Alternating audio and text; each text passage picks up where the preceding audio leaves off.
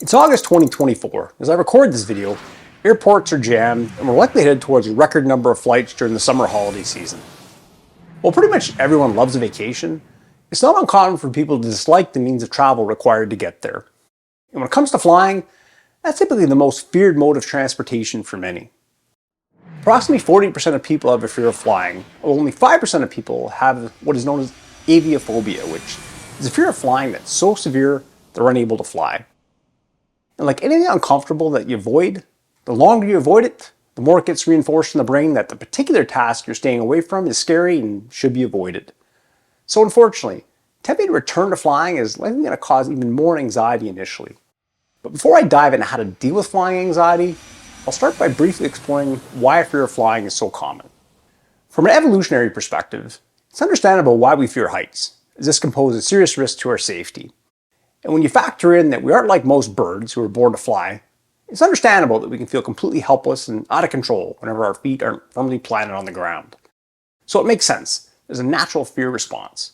Still, the key here is going to be to focus on managing emotions well, at least well enough to be able to accept how safe flying is so you can board with as little anxiety as humanly possible.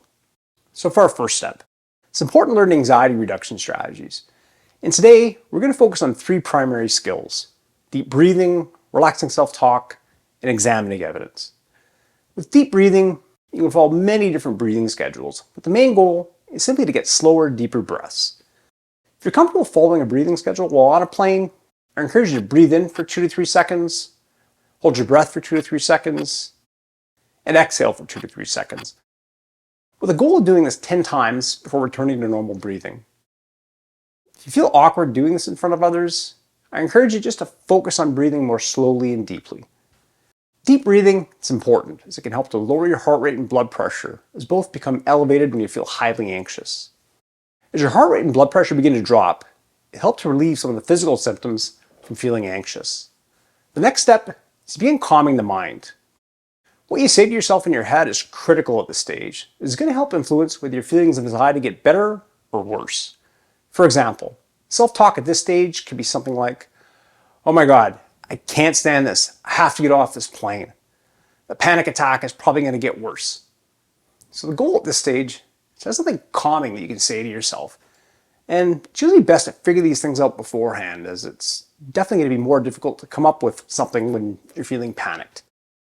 I'm going to give you a couple of examples here, but ultimately you're going to come up with the most comforting phrases. So sample phrases could be, "I can handle this. I've done it before. These feelings will go away soon," or "It's just a wave. What goes up must come down." And essentially, that's what we're trying to do here. The goal is to ride the wave of anxiety, as it'll rise to a peak and eventually going to fall. For most panic attacks, the worst is usually over within 10 to 20 minutes. More severe panic attacks, they can last a little longer, but it'll eventually come to an end. Now for the final anxiety reduction step, it's crucial to examine evidence. And the first bit of evidence is this: the chance of being in an airplane crash is 1 in 9 million. In fact, airplane crashes are so rare that you typically hear about every one of them when one happens. Now, imagine you get a notification on your phone every time there's a motor vehicle accident somewhere in the world. Your phone would literally be going off nonstop. And maybe another way to help put this into perspective as to how rare an airplane crash is: how often do you think people get struck by lightning? More than 1 in 9 million? No, it's 1 in 15,300. Yet, I assume every time it rains, you probably don't have a significant fear of being struck by lightning. Or at the very least, you probably don't consider being struck by lightning as considerably more likely than being in an airplane crash. So the primary goal of examining evidence is to attempt to assign the appropriate amount of worry to the situation. In this case, the probability of the worst thing happening is incredibly low. And of course, it doesn't mean there's a 0% chance, but with the exception of death and taxes, nothing in life is guaranteed, so it's always going to be some semblance of risk involved. For my second step, have a plan to manage your focus during the flight. What you focus on influences how you feel. And if you focus primarily on your physiological symptoms of anxiety, your fears, sound of the engine, watching the propellers, or assessing every little movement of the aircraft, you're probably going to be fearful. From a psychological perspective, if the running mantra in your head from the time you take off until the time you land is something like, "Please don't crash, please don't crash, please don't crash," you're probably going to be fearful. So it's important to have something to focus on that doesn't create feelings of stress and anxiety. For instance, if you have earphones, it's much more difficult to be hypervigilant about noises the aircraft's making. You'll also be able to focus on music or listen to the audio from a program you could be watching. Another option could be to play a cognitively demanding game, as it places a demand on your focus that helps divert cognitive resources away from worry. For my third step, having a contingency plan is important if you already know you're extremely anxious when flying. So what qualifies as extremely anxious? A good place to start would be to rate your anxiety on a scale of 0 to 10, where 0 is no anxiety at all, 10 is extreme anxiety, and 5 is moderate anxiety. If your anxiety is an 8 or up, it's too high of a starting point, unless you know from experience that much of this is just anticipatory anxiety before the flight, and that your feelings of anxiety typically drop quite quickly once you're on the plane. If that's not the case, and your anxiety rating is starting at an 8, you're already pretty much bordering on an anxiety attack. At this level of anxiety, people are often so panicked, it's very difficult to effectively utilize anxiety reduction skills, and especially the ones we discussed earlier in the video. So what can you do for a contingency plan besides get off the plane, which isn't happening at 35,000 feet? I've got 3 potential strategies here, but remember this. This is contingency plan country and should not be utilized unless there's an extreme struggle with anxiety and you don't fly consistently. If you do fly consistently, exposure to flying regularly should help to reduce your anxiety relatively quickly as you continue to fly regular. But for you infrequent flyers, here are 3 potential options. First, fly with someone you're comfortable with, who's also comfortable with flying, as they can help to reassure you during the flight. Typically, this wouldn't be the preferred approach, as it's ideal to use the anxiety reduction skills yourself and not rely on someone else. And ironically, beyond the additional support, there really isn't anything special your support person or support animal can do to help keep the plane in the sky. However, since it's a strategy well worth using, if it can help keep the overall level of anxiety for yourself or a loved one below the highly distressed zone. Second, before the flight, you could talk to your physician or nurse practitioner about prescribing an anti-anxiety medication. These medications are better known as benzodiazepines, such as clonazepam, diazepam, and Ativan. Typically, these medications aren't prescribed due to the potential for people becoming dependent on them. However, your physician or nurse practitioner may consider prescribing a few to help you get there and back on your flights if you have a significant fear of flying. If that's the case, you've never used this medication before, you'll want to try it for the first time on a flight because you'll want to know how it's going to impact you. Ideally, the goal is to take the minimum amount of this medication to help lower your anxiety to a 4 or 5, where you can effectively use anxiety reduction strategies to help further manage your anxiety.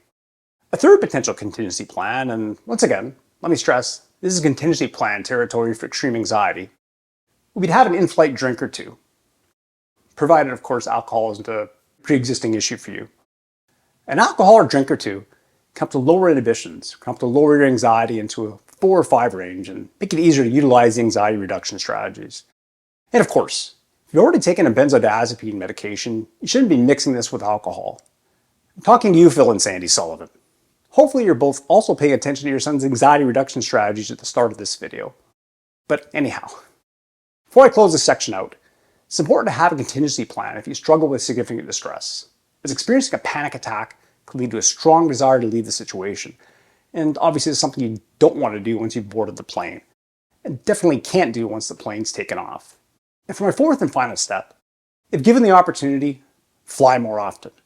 When it comes to anxiety, your best tool is always use exposure, especially gradual exposure. Ideally, a great place to start would be utilize virtual reality to simulate the experience of flying. From there, the next step would be to fly, ideally in an aircraft that you find comfortable. For most, this would probably be flying in a bigger aircraft, as people tend to feel safer in a bigger airplane. Regardless, whatever step you choose, the goal is to keep your anxiety rating in a 4 to 7 range and be able to fly consistently enough that the brain habituates to the experience and flying simply doesn't bother you as much anymore. So to provide a quick recap. First, it's important to learn anxiety reduction skills such as deep breathing, relaxing self-talk, and examining evidence. Deep breathing can help to calm the body, relaxing self-talk can help to calm the mind, and examining evidence can help remind you why there are logical reasons to remain calm. Second, it's important to have something calm and relaxing to focus on. Focus on what you fear is going to make it worse. For my third step, it's important to have a contingency plan for extreme anxiety. If you have a severe panic attack at 35,000 feet, there's no getting off the plane. So having a plan such as flying with someone who's highly supportive, taking a benzodiazepine medication, or even having a drink or two can help to reduce your anxiety just enough that you can better utilize anxiety reduction skills. And for my fourth and final step, whenever possible, fly more often. The key to managing anxiety is exposure, and that means doing the thing that makes you anxious over and over until it doesn't bother you as much. And one cost-effective way to help with this could be use a virtual reality flight simulation program. So I hope you found these steps helpful. To learn more about managing flying anxiety, please contact us at Sullivan Associates Clinical Psychology. If you enjoyed the video, like it, share it, subscribe to the channel. Thank you for watching.